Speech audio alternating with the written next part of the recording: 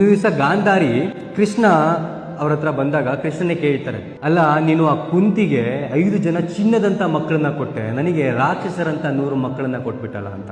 ಆಗ ಕೃಷ್ಣ ಹೇಳ್ತಾರಂತೆ, ಇಲ್ಲಮ್ಮ, ನಾನು ನಿನಗೂ ಕೂಡ 100 ಚಿನ್ನದಂತ ಮಕ್ಕಳನ್ನೇ ಕೊಟ್ಟಿದ್ದೆ, ಬಟ್ ನೀನೇನ್ ಮಾಡಿದೆ, ನನ್ನ ಗಂಡನಿಗೆ ಕಾಣಿಸ್ತಿರುವಂತಹ ಪ್ರಪಂಚ ನಾನು ಕೂಡ ನೋಡೋದಿಲ್ಲ ಅಂತ ಹೇಳಿ ನಿನ್ನ ಕಣ್ಣಿಗೆ ನೀನು ಬಟ್ಟೆ ಕಟ್ಕೊಂಡೆ.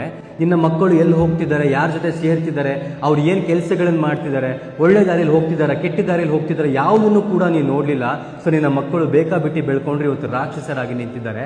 ಆದರೆ ಕುಂತಿ ತನ್ನ 5 ಮಕ್ಕಳಿಗೋಸ್ಕರ ತನ್ನ ಇಡೀ ಜೀವನವನ್ನೇ ಮುಡುಪಾಗಿಟ್ಲು.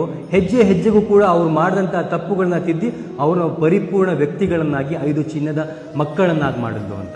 ಅಂದ್ರೆ ಪೇರೆಂಟಿಂಗ್ ಎಷ್ಟು ಇಂಪಾರ್ಟೆಂಟ್ ಅಂತ ಹೇಳ್ತಿರೋದು. 20-25 ವರ್ಷಗಳ ಕಾಲ ಮಕ್ಕಳನ್ನ ನೀವು ಹೇಗಾದ್ರೂ ಬೆಳ್ಕೊಳ್ಳಿ, ನಿಮಗೆ ದುಡ್ಡು ಬೇಕಾ, ಕಾಲೇಜಿಗೆ ಫೀಸ್ ಬೇಕಾ, ನಾನು ಕೊಡ್ತೀನಿ, ನೀನು ಓದಬೇಕು ಅಂತ ಹೇಳಿ ಬಿಟ್ಬಿಟ್ರೆ ಮಕ್ಕಳು ಬೆಳೆಯೋದಿಲ್ಲ. 20-25 ವರ್ಷಗಳ ಕಾಲ ನೀವು ಕಣ್ಣಲ್ಲಿ ಕಣ್ಣಿಟ್ಟು ಆ ಮಕ್ಕಳನ್ನ ನೋಡ್ಕೊಂಡ್ರೆ ಆಮೇಲೆ ನಿಮ್ಗೆ ಅದು ಫಲ ಸಿಗುತ್ತೆ ಹೊರತು 20 ವರ್ಷಗಳ ಕಾಲ ನೀನು ಹೆಂಗಾರ ಮೇಯ್ಕೊಂಡಿರುವಂತ ಬಿಟ್ಬಿಟ್ಟು 25ನೇ ವರ್ಷಕ್ಕೆ ನೀವು ಮೂಗ್ದಾರ ಹಾಕಕ್ಕೆ ಹೋದ್ರೆ ನಿಮ್ಮ ಸಮೇತ ಮೂಗ್ದಾರನೂ ಕಿತ್ತಾಕ್ತಾರೆ. ಇದು ಇವತ್ತಿನ ಜನ್ರೇಷನ್ ಅಲ್ಲಿ ಆಗ್ತಿರೋದು.